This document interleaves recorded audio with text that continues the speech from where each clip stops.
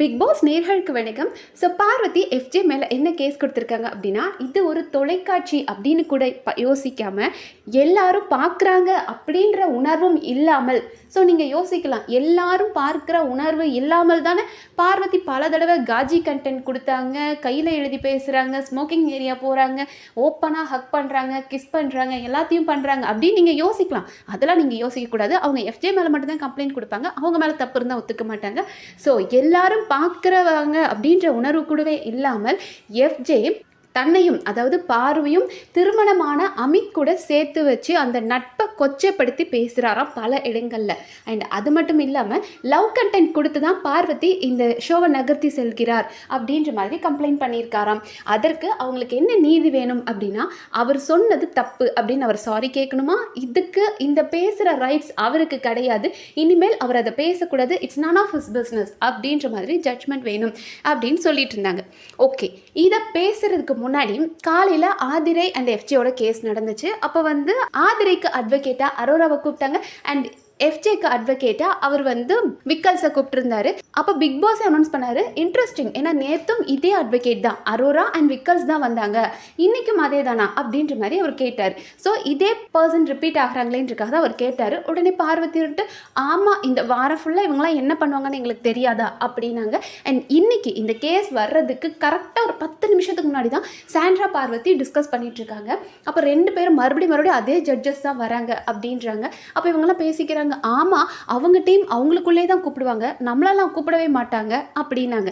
நம்மளெல்லாம் கூப்பிடவே மாட்டேன்னு சொல்லிட்டு இருந்தவங்க கரெக்டாக இந்த கேஸ் வந்ததுமே யார்கிட்ட கொடுத்துருக்கணும்? பார்வதிக்கு பயங்கர திகிரி ஜோஸ்தி யாருன்னா சாண்ட்ரா. ஸோ சாண்ட்ரா கிட்ட போய் கொடுத்துருக்க வேண்டியதானே. அவங்க போய் நேராக விக்கல்ஸை போயிட்டு கூப்பிட்டு இந்த கேஸை படிச்சுட்டு, நீ எனக்காக பேசுவியா அப்படின்னு. விக்கல்ஸ்க்கு இது நல்ல ஆப்பர்ச்சுனிட்டி, கண்ணால் லட்டுத்துன்னு ஆசையா இந்த வாரம் ஃபுல்லாக அவர் பெஸ்ட் பெர்ஃபார்மர் வாங்கிடுவார். இத்தனை தடவை அவர் பெர்ஃபார்ம் பண்ணிட்டு இருக்கிறதுக்கு அவருக்கு ஓகே. அவர் சொல்கிறார், நான் அட்வொகேட், நான் பண்ணுவேன், நீ என் கிளைண்ட், உனக்காக நான் என்ன வேணாலும் பண்ணுவேன், அடித்து துவம்சம் பண்ணுற எஃப்ஜேவை அப்படின்னு சொல்லி அவருக்கு கேஸ் வரணுன்றக்காக அவர் நபர் இதெல்லாம் பேசுவேன். நீ ரத்த கண்ணியாக இருந்து நீ எவ்வளோ பண்ணியிருக்கிற, கண்ணில் அடிபட்டு நீ எவ்வளோ பண்ணியிருக்க, உன்னை சேது சாரே பாராட்டியிருக்கார், அந்தளவுக்கு நீ பெர்ஃபார்ம் பண்ணியிருக்க, அடித்து துவம்சம் பண்ணிடலாம், நீ இதை எனக்கு கொடுத்துரு அப்படின்னு அவர் கேட்குறார். இருந்தாலும் பார்வதிக்கு எனக்கு உன் மேலே கொஞ்சம் சந்தேகமாக இருக்குது, சரி இரு, நான் போய் சாண்ட்ரா கிட்ட கிளியர் பண்ணிக்கிறேன் அப்படின்னு சொல்லிட்டு மறுபடியும் சாண்ட்ரா கிட்ட போய் டிஸ்கஸ் பண்ணுறாங்க. லைக் எனக்கு தெரிஞ்சு பார்வதி இந்த கேஸ் கொடுத்ததுக்கு காரணமே அவங்க லவ் கண்டென்ட் பண்ணுறாங்க அப்படின்ற கேஸை கொடுத்தாதான் தான் இதில் என்னெல்லாம் பெர்ஃபார்ம் பண்ணியிருக்கா அப்படின்றத அவங்களால சொல்ல முடியும். அப்போ தான் நம்ம ஒவ்வொரு விஷயமா பேசுவோம் இல்லையா, இத்தனை வாரங்கள் நான் என்னெல்லாம் பண்ணியிருக்கிறேன், நான் கியூசி டாஸ்கில் என்ன பண்ணேன், ராணி டாஸ்கில் என்ன பண்ணேன், ஹோட்டல் டாஸ்கில் என்ன பண்ணேன். ஸோ தன்னோட இத்தனை டாஸ்க்கை அடுக்கிறதுக்காக தான் இந்த கேஸை கொடுத்துருக்காங்க. லவ் கண்டென்ட் மட்டும் கிடையாது, அதுக்கு மேலே தன்னோட பெர்ஃபார்மன்ஸை மக்களுக்கு ஞாபகப்படுத்துறதுக்காக தான் கொடுத்துருக்காங்கன்னு நினைக்கிறேன். ஏன்னா இதெல்லாம் தான் கொண்டு வருவாங்க. சாண்ட்ராக்கிட்டையும் போய் பேசினாங்க. அதுக்கப்புறம் அவங்களுக்கு ஒரு டவுட்டு, சாண்ட்ராவா இல்லைனா விக்கல்ஸா அப்படின்ற ஒரு டவுட் வந்துச்சு. ஆனால் பார்வதி இந்த இடத்துல விக்கல்ஸை தான் சூஸ் பண்ணாங்க. இதுக்கு காரணம் என்ன அப்படின்னா, விக்கல்ஸ் நல்லா பாயிண்ட் பேசுவார். ஸோ நல்லா பாயிண்ட் பேசுகிற விக்கல்ஸ் எஃப்ஜே சைடில் போயிடக்கூடாது, அதுக்காகவே விக்கல்ஸை தன் சைடில் வச்சுக்கணுன்றதுக்காக விக்கல்ஸை தன்னோட அட்வொகேட்டாக எடுத்துக்கிட்டாங்க. அண்ட் அதுக்கு அடுத்ததான் எஃப்ஜே. ஸோ எஃப்ஜேக்கும் இந்த கேஸை கொடுக்குறாங்க. அப்போ அவரோட அட்வொகேட்டாக அவர் என்ன பண்ணார்னா, விட்னஸ் ஆனால் அமித்தையே கூப்பிட்டார். ஏன்னா அமித் தான் அந்த கேஸில் விட்னஸாக இருக்கார். ஸோ அமித் கூட சேர்த்து வச்சு தானே பேசுகிறாங்க. அப்போ அவரே விட்னஸாக மாறிட்டு இந்த கேஸை முடிச்சிடலாம் அப்படின்ற மாதிரி அவர் ஒரு ஸ்டெப் எடுத்தார். பட் பிக் பாஸ், ஏண்டா டேய், அவன் தான் கேஸில் இருக்கிறான், அவனை எப்படா நீங்கள் கூப்பிட முடியும், அவனா அட்வொகேட்டாக, ஜட்ஜாக, எதுலையுமே கோர்ட் அஃபிஷியல் எதுலையுமே நீங்கள் அவரை எடுக்கக்கூடாது அப்படின்ட்டாங்க. அண்ட் அதுக்கு அடுத்ததாக போய் அவர் இவர்கிட்ட சபரிக்கிட்ட போய் எஃப்ஜே சொல்கிறாரு, ஓகே நீ எனக்கு அட்வொகேட்டாக இரு அப்படின்ற மாதிரி அந்த விஷயங்கள்லாம் பேசுகிறாங்க. ஓகே, அமித் அண்ட் பார்வதியை எந்த விஷயத்தில் சம்மந்தப்படுத்தி எஃப்ஜே பேசியிருக்கார் அப்படின்றது நமக்கே தெரியாது. நிறைய பேர் அதை பார்த்துருப்போமான்னு தெரியல. அதை இப்போ தோண்டி எடுத்து ஒரு பிரச்சனை சொல்கிறாங்க. என்ன நடந்திருக்குன்னா, எல்லாரும் ஒரு மாதிரி ஃப்ரெண்ட்லியாக பார்வதி, அமித், எஃப்ஜே இவங்கெல்லாம் ஃப்ரெண்ட்லியாக பேசிகிட்டு இருக்கும்போது பார்வதி சொன்னாங்களாம், அமித் நீ நல்லா பாட்டு பாடுற, என்னோட காரில் நான் ட்ரைவ் பண்ணுறேன், நீ என் கூட பாட்டு பாடிட்டே வரியா அப்படின்னு கேட்டாங்களாம். அதுக்கு எஃப்ஜே சொன்னாராம், சார் சார் பார்த்தீங்களா சார் உங்களை டேட்டுக்கு கூப்பிடுறாங்க, அதை தான் இப்படி கூப்பிடுறாங்கன்னு சொல்லிட்டாங்களாம். உடனே பார்வதின்ட்டு டேய் அவனுக்கு பொண்டாட்டி புள்ளலாம் இருக்குடா அப்படின் போது சரி ஓகே இருந்தாலும் என்ன நீ இப்படி தனியாக கூப்பிட்டேன்னா டேட்டு கூப்பிட்ற மாதிரி தான் இருக்குது அப்படின்னாங்களாம். அண்ட் அடுத்த நாள் அதுக்காக அமித் வந்து ஃபீல் பண்ணி சொன்னாராம், இல்லை எனக்கு என்னமோ நீ சொன்னது ஹர்ட்டிங்காக இருந்தது அப்படின்னு சொல்லும்போது ஐயோ சாரி சார் நான் ரொம்ப ஃபன்னாக தான் சொன்னேன் அப்படின்னு அமித் கிட்டேயும் சாரி கேட்டாராம். பார்வதிக்கிட்டையும் போய் தேடி போய் சாரி கேட்டுட்டாராம். ஓகே நான் ஃபன்னாக தான் சொன்னேன் நீ தப்பாக எடுத்துக்காதுன்னு சாரி கேட்டுட்டாராம். ஆனால் பார்வதி இப்போ அதை எப்படி பேசுகிறாங்கன்னா அவனுக்கு ஃபேமிலி இருக்குது, அப்படிப்பட்ட ஒரு பர்சனை ஒரு ஃபேமிலி மேனை போய் ஏன் கூட தப்பாக பேசி கேரக்டர் அசாசினேட் பண்ணுறாங்க அப்படின்னு. மேடம் கல்யாணம் ஆனவங்கள இப்படி பேசினா தப்பு அப்படின்னு நீங்கள் தான் சொல்கிறீங்க, ஆனால் அதே பார்வதி தான் கல்யாணம் ஆன பிரஜின் அண்ட் அவரோட ஒய்ஃப் சாண்ட்ரா உள்ளே வந்து கண்டஸ்டண்ட்டாக வரும்போது நான் உன் புருஷனை சைட் அடிக்கிறேன் அப்படின்னு நீங்கள் தானே சொன்னீங்க.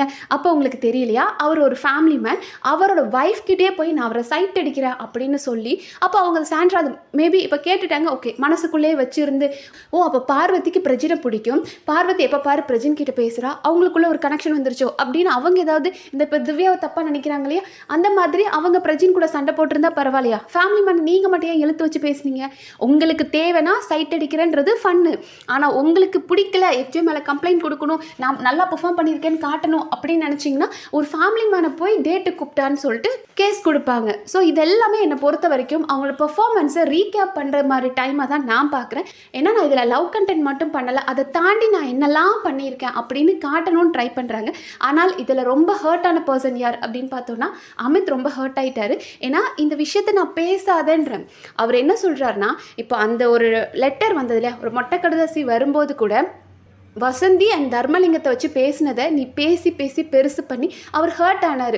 என்னோட புத்தியை செருப்பால் அடிக்கணும் அவங்க கூட சேர்ந்ததுக்குன்னு அவர் வருத்தப்பட்டார். சரி அதுக்கப்புறமும் மறுபடியும் நம்ம பாருன்னு பேச ஆரம்பித்தார். ஆனால் இப்போவும் மறுபடியும் இந்த டேட்டு கூப்பிட்டது அப்படின்றதாகட்டும் இல்லை ஒரு ஃபேமிலி மேன் கூட சேர்த்து வச்சு பேசுறது இது மாதிரிலாம் பேசும்போது ஏன்னா நாளைக்கு வெளியில் எடிட்ஸ் போடுவாங்க. அவர் பயப்படுறதுக்கே காரணம் என்ன அப்படின்னா இங்கே வீட்டில் சின்னதாக ஒரு விஷயம் நடந்தால் கூட அது வெளியே பெருசாக ரிஃப்ளெக்ட் ஆகும். எடிட்ஸ் போடுவாங்க, ஏதாவது ஒன்று கலாய்ப்பாங்க, அது நம்ம ஒய்ஃபுக்கோ ஃபேமிலிக்கு ஒரு கெட்ட பேர் வந்துடக்கூடாதுன்றக்காக அந்த மனுஷன் வருத்தப்படுறாரு. ஸோ அதனால் வந்து அவருக்கு ரொம்ப பெரிய வருத்தம், இதை எதுக்கு தேவையில்லாமல் பேசுகிறா அப்படின்ற மாதிரி கோபம். ஆனால் பார்வதிக்கு இப்போ அமித் மேலே என்ன கோபம் அப்படின்னா ஏண்டா டேய் அவன் உன்னை அட்வொகேட்டாக கூப்பிடும்போது நீ சரின்ட்டு எப்படிடா நீ போகலாம், அவன் நம்மளை 2 பேரும் சேர்த்து வச்சு பேசியிருக்கான், நீ அட்வொகேட்டாக போவியா அப்படின் போது இவர் கோவப்படுறாரு. நான் அட்வொகேட்டாகவோ இல்லை விட்னஸாகவோ கண்டிப்பாக விட்னஸாகவோ நான் வரதா செய்வேன், எப்படினாலும் நான் சம்மந்தப்பட்டிருக்கேன் அதனால் நான் வரதா செய்வேன், ஆனால் நீ ஏன் இதை மறுபடியும் பேசுகிற அப்படின்ற மாதிரி அவர் கோவப்படுறாரு. அண்ட் அந்த மனுஷன் கொஞ்சம் அமைதியாக போகிறாருன்றக்காக பார்வதி எக்ஸ்ட்ரீமாக பண்ணிகிட்டு இருக்காங்க. இன்றைக்கெலாம் அவர் வந்து மதியம் சாப்பிட்டுட்டு இருக்கார், அதாவது எஃப்ஜே அண்ட் ஆதிரியோட கேஸ் முடிஞ்சிருச்சு. அந்த கேஸை பார்த்தோம் அப்படின்னா ஒன்றுமே இல்லாததை ஜவ்வா ஆதிரை இழுக்கணும் அப்படின்னு ட்ரை பண்ணாங்க. நம்மளோட பார்வைக்கு இன்றைக்கி ஆதிரை என்ன அழுது புரண்டாலும் ஆதிரை எஃப்ஜே 2 பேர் மேலேயும் தப்பு இருக்குது. 2 பேருமே அது லவ்வும் இல்லை ஃப்ரெண்ட்ஷிப்பும் இல்லை, சும்மா 2 பேரும் உட்காந்து பேசிக்கிட்டு எப்போதும் போல் ஒரு காஜி கண்டென்ட் கொடுத்துட்டு இருந்தீங்க, அதில் 2 பேர் மேலேயும் தான் தப்பு இருக்குது. ஆனால் ஆதிரை ஃபுல் அண்ட் ஃபுல் இது எஃப்ஜே தான் தப்பு அப்படின்னு ப்ரூவ் பண்ண ட்ரை பண்ணிட்டு இருக்காங்க. பட் அவர் சிம்பிளாக அந்த கேஸை முடிச்சு விட்டுட்டார். ஆமாம்மா தப்புதாம்மா சாரிம்மா அப்படின்னு முடிச்சுட்டார். ஆதிரைக்கு அது இன்னும் பெரிய மன வருத்தம். ஏன்னா வெளியே எவ்வளோலாம் அசிங்கப்படுத்தினாங்க, அதுக்கு பாதியாவது நான் உன்னை அசிங்கப்படுத்தணும் எல்லாரும் முன்னாடி உன்னை எக்ஸ்போஸ் பண்ணணும்னு நினச்சா நடக்கலையே அப்படின்ற ஒரு சண்டை போயிட்டு இருந்தது. ஸோ அந்த கேஸ் எல்லாம் முடிச்சுட்டு அப்போ அமித் தான் ஜட்ஜாக இருந்தார். அமித் வந்து பொறுமையாக உட்காந்து சாப்பிட்டுட்டு இருக்கிறாரு. பக்கத்துலேயே பார்வதி இருந்துட்டு எல்லாரும் சாப்பிட்டு முடிச்சதுக்கப்புறமா கேஸுக்கு போயிருக்கணும், அப்படி போயிருந்தோன்னா ஜட்ஜ் எல்லாம் கரெக்டாக ஜட்ஜ்மெண்ட் கொடுத்துருப்பாங்க. பசியில் இருந்திருப்பாருன்னு நினைக்கிறேன், சாப்பிட்றதுக்காக சீக்கிரமாக ஜட்ஜ்மெண்ட் கொடுத்துட்டான் அப்படின்றாங்க. உனக்குலாம் வெக்கமாவே இல்லையா, சாப்பாட்டில் வச்சு அரசியல் பண்ணக்கூடாது அப்படின்னு சொல்லிட்டு சாப்பாடை வச்சு இல்லை எல்லா விஷயத்துலையும் சாப்பாடு இன்னஸ்னு எல்லாத்துலேயுமே அரசியல் பண்ணுறது இவ்வளோ தான் இருப்பாள். அந்த மனுஷன் சாப்பிட்டுட்டு இருக்காரு, அவருக்கும் 1008 ப்ரெஷர் இருக்கும். ஏன்னா அவ்வளோ நேரம் ஆதிரை சண்டை போடுறாங்க, நீங்கள் எப்படி உடனே ஜட்ஜ்மெண்ட் கொடுக்கலாம், அவனை பற்றி நான் இன்னும் பேசியிருக்கணும், நான் விட்னஸ் வச்சுருக்கேன், நான் அவனை பற்றி பேசியிருக்கணும் அப்படின்னு ஆதிரை கோவப்படுறாங்க. எஃப்ஜே மேலே பார்வதிக்கு நிறைய பர்சனல் வெஞ்சன்ஸ் இருக்குது, அவனை அங்கே வச்சு நிற்க வச்சு கேள்வி கேட்டு அசிங்கப்படுத்தணும் அப்படின்னு பார்வதியும் நினச்சாங்க. பட் அந்த மனுஷன் எஸ்கேப் ஆகிட்டார், எஃப்ஜே எஸ்கேப் ஆகிட்டான். அது இவங்களுக்குலாம் கோபம். அதனால் அவனை வந்து இப்படி குத்தி காமிச்சு பேசுகிறாங்க. அவனுக்கு பசிச்சிருச்சு, அதான் சீக்கிரம் ஜட்ஜ்மெண்ட் கொடுத்துட்டு வந்துட்டான் அப்படின்னு. அமித் ஒன்றுமே பண்ணலை, ஒரு லுக்கு விட்டார். நீ எல்லாம் ஒரு ஆளா, உங்ககிட்டலாம் நான் பேசணுமா அப்படின்ற மாதிரி லுக் விட்டுட்டு சாப்பிடவே இல்லை, எந்திரிச்சு உடனே போயிட்டார். உடனே அவர் சாப்பிடல, இல்லைனா 2வது பிளேட் வாங்கி சாப்பிட்ருப்பாரு, பட் சாப்பிடல, எந்திரிச்சு போயிட்டாரு. ஸோ கூட இருந்தவங்க எல்லாருமே என்ன பார்வதி இப்படி பண்ணுற, அந்த மனுஷன் இன்னும் 2வது பிளேட் வாங்கி சாப்பிட்ருக்காரு, நீ பேசினால அவர் கோச்சிட்டு போயிட்டாரு அப்படின்றாங்க. ஸோ தன் கூட இருக்கிற அத்தனை பேரையும் காயப்படுத்தி தான் மட்டும்தான் நல்லவ அப்படின்னு இவளெல்லாம் எப்படி இருக்க முடியும்? இவளுக்கெல்லாம் உண்மையாலே ஃப்ரெண்ட்ஸ்லாம் இருப்பாங்களா? மனுஷங்களை யாரையுமே மதிக்க தெரியல, யார்கிட்டையும் அன்பு காட்ட தெரியல, இதெல்லாம் என்ன ஜந்துன்னே எனக்கு தெரியல. ஸோ பாப்போம், இன்னும் அவங்களோட கேஸ் ஸ்டார்ட் ஆகலை, டிஸ்கஷன் போயிட்டுருக்கு. என்னென்ன பிரச்சனைகள் வருது நம்ம அடுத்தடுத்த வீடியோவில் பார்க்கலாம். நன்றி.